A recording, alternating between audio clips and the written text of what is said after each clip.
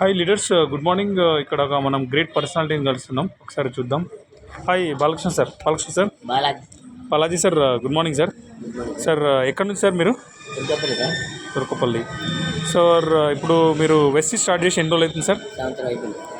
Sir ఇప్పుడు first first income ఎంత sir? 7,305. ఇప్పుడు highest income sir? 18,000 gold level.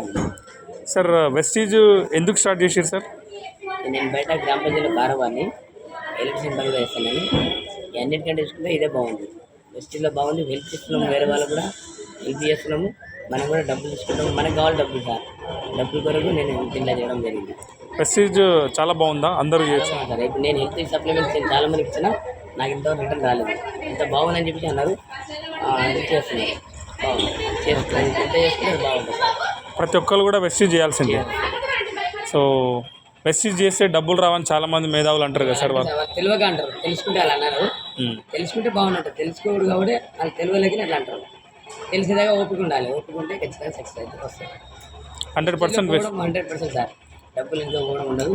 Separate డబ్బులు వస్తాయి. మనం మాతో హెల్త్ కూడా వస్తుంది. వేరే వాళ్ళు కూడా హెల్ప్ చేసినట్టు అవుతుంది. నేను గ్రామ పంచాయతీలో ఉండి ఎవరు వేరే వాళ్ళకి హెల్ప్ చేయాలంటే చేయలేను. నా ఉద్యోగం నేనే చేసుకోవాలి, నేనే బతకాలి. దీంట్లో అట్లా కాదు. 3 జనరేషన్ ప్రాసెస్ ఉంది. వేరే వాళ్ళకి మనం హెల్ప్ చేయొచ్చు. వాళ్ళ హెల్ప్ని ఇస్తున్నాం, మనం హెల్ప్ ఇస్తున్నాం.